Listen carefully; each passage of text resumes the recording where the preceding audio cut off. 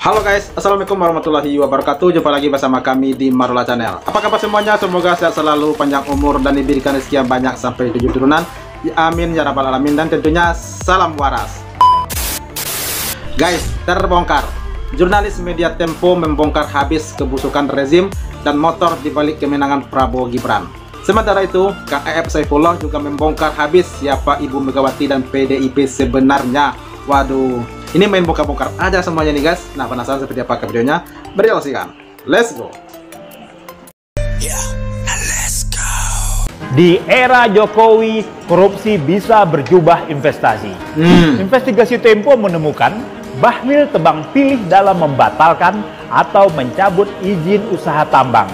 Bahlil adalah menteri yang menggaungkan usulan jabatan Jokowi 3 periode dan perpanjangan masa jabatan presiden, serta menjadi motor pemenangan pasangan Prabowo Subianto Gibran Rakabuming Raka, anak sulung Jokowi. Korupsi lewat penunjukan pejabat dan penerbitan regulasi pendukung menjadi praktik lazim dalam state capture corruption, istilah yang populer pada pertengahan tahun 1970-an.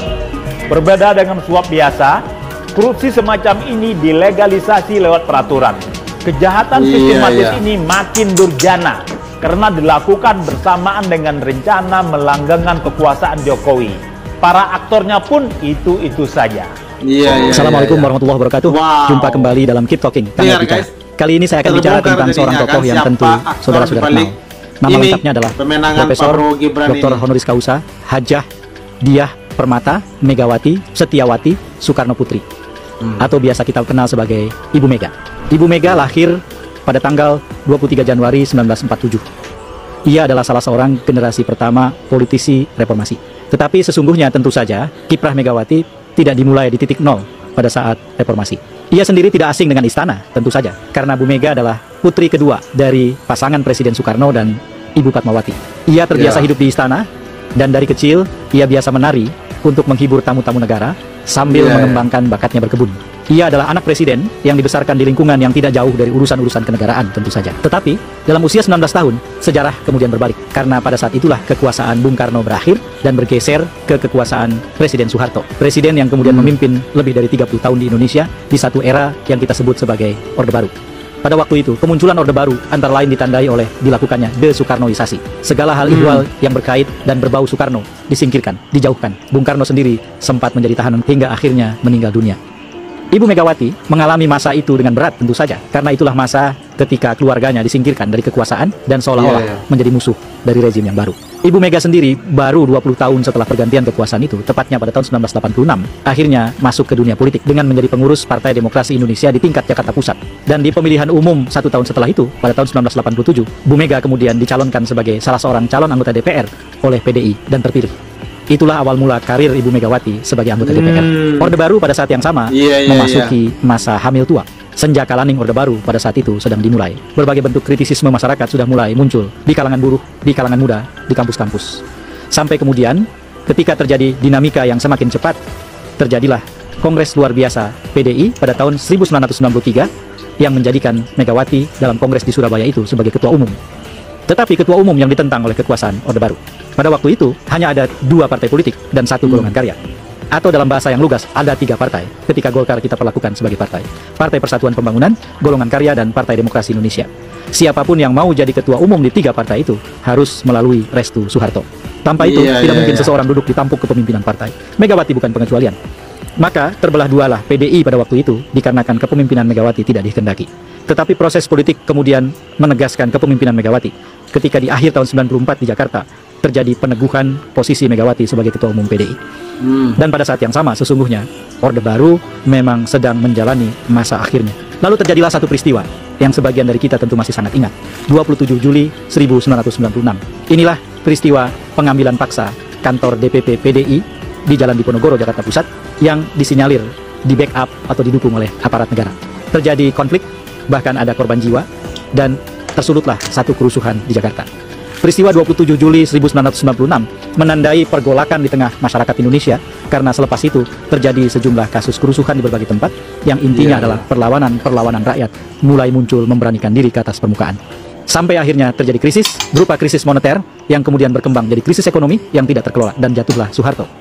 21 Mei terjadilah pergantian kekuasaan ketika Baharudin Yusuf Habibie akhirnya menjadi presiden, menggantikan Presiden Soeharto yang mengundurkan diri. Megawati kemudian tumbuh sebagai salah seorang tokoh yang penting. PDI Perjuangan sendiri yang dipimpin Megawati sejak tahun 99, sejak berdirinya hingga sekarang, akhirnya menjadi pemenang pemilu dalam pemilu pertama era reformasi tahun 99. Dalam sidang umum MPR, Megawati dikalahkan oleh Abdurrahman Wahid pada tahun 99 itu, sehingga akhirnya Megawati hanya menjadi wakil presiden dari mulai 20 Oktober tahun 99 mendampingi Presiden Gus Dur. Masa ini kemudian berlanjut dengan krisis dalam kepemimpinan Gus Dur, sehingga pada tanggal 27 Juli tahun 2001, Megawati sang wakil presiden akhirnya duduk di tampuk kepemimpinan negara menjadi presiden. Hingga 20 Oktober tahun 2004 ketika presiden pertama hasil pemilihan langsung, Susilo Bambang Yudhoyono, dilantik menjadi presiden Indonesia berikutnya. Apa pelajaran penting dari seorang tokoh bernama Bu Mega? Menurut hemat saya, ada beberapa pelajaran yang sangat penting. Yang pertama, Megawati menunjukkan dirinya kokoh kuat menjadi oposisi, siap memimpin, dan kembali menjadi oposisi. Tidak mudah menjadi tokoh dalam posisi yang berganti-ganti tempat seperti itu. Apalagi di tengah politik yang ditandai oleh luapan atau gelombang pragmatisme yang luar biasa. Maka dengan sangat mudah sesungguhnya siapapun yang memimpin partai, apalagi partai besar, menjadi bagian dari pemerintahan. Penguasa baru dengan serta-merta dan senang hati membuka diri bagi partai-partai untuk bergabung dikarenakan mereka tidak ingin punya oposisi yang kuat di parlemen. Tetapi Megawati memilih tetap menjadi oposisi. Dan ketika kemudian sejarah berayun, Bandul datang menguntungkan Megawati, Megawati dan PDI Perjuangan menjadi bagian dari kekuasaan.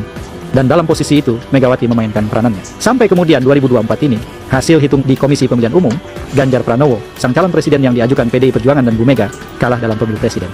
Saya kok yakin, Megawati akan dengan senang hati dan dengan gagah menjadi oposisi. Tidak tertarik bermanja-manja menjadi bagian dari kekuasaan. Menurut hemat saya, ini kualitas yang penting. Di tengah banyak sekali tokoh di Indonesia yang sebetulnya punya satu ideologi yang paling dasar, yaitu ideologi ingin menjadi bagian dari pemenang.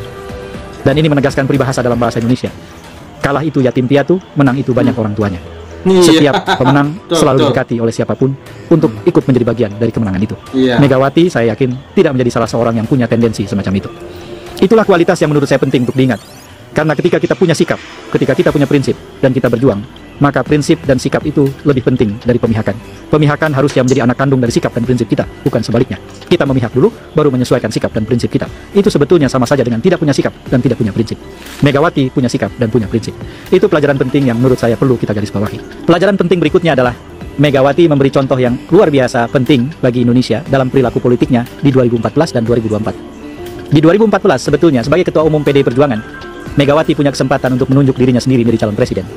Waktu masih tersedia, kesempatan masih ada, sekalipun usianya sudah semakin menua, tetapi sebetulnya masih bisa dibilang dalam kematangan yang cukup untuk tetap bertarung dalam pemilihan presiden. Tetapi dengan legowo, dengan besar hati, Megawati menyerahkan tiket itu kepada Jokowi. Dengan pertimbangan antara lain bahwa ternyata calon pemilih menginginkan Jokowi. Wow, memang luar biasa Bu Megawati ya, pendiriannya yang sangat kuat. Apa yang dibilang Kang Ep ini setuju banget ini. Sampai saat ini belum ada itu yang namanya bergabung dengan koalisinya Indonesia Maju ya, Prabowo Gibran, Bu Megawati. Bahkan ada kemarin curhatannya Pak Prabowo saat di sebuah pidatonya yang mengatakan kalau tidak mau bergabung dengan pemerintahan kami tidak apa-apa, tetapi jangan menjadi pengganggu, katanya. Cukup menjadi penonton di pinggir jalan saja, tapi jangan mengganggu, kami sedang bekerja. Mungkin ungkapan Pak Prabowo itu yang dimaksudnya itu mungkin salah satunya ini mungkin ini ya, PDI Perjuangan nih ya yang selalu menjadi oposisi. Dan yang satu lagi itu ada PKS juga ya yang menjadi oposisi saat ini. Yang pokoknya dua partai itu sampai saat ini masih belum jelas ya kepastiannya apa akan tetap menjadi oposisi atau bergabung ke dalam koalisi Indonesia Maju. Nah, itu terserah mereka ya. Tapi setelah apa yang dikatakan Kang F tadi, itu saya yakin Ibu Megawati dengan partai-partai oposisi lainnya akan selalu setia menjadi oposisi untuk mengontrol jalannya pemerintahan dan menegakkan demokrasi di Indonesia ini. Kalau tidak ada oposisi, gimana lagi? Kita rakyat akan jadi penonton aja ya guys ya. Mereka enak-enakan di atas, sementara rakyat sengsara. Ya nggak guys? Dan satu lagi, apa yang dikatakan oleh jurnalis Tempo tadi, itu sangat luar biasa sekali. Kejahatan-kejahatan rezim di balik semua ini yang di framing dengan apa itu kelembutan begitu ya, dengan lemah lembut. Ternyata ada udang di balik batu ya. Bahkan katanya motor pemenangan paslon 02 ini itu dimotori oleh salah satu menterinya rezim ini. Nah, bahkan itu berhasil ya apa yang mereka cita-citakan. Nah guys, gimana pendapatnya? Tolong sampaikan di kolom komentar, dan sampai jumpa lagi di video berikutnya. Thank you. Thanks for watching.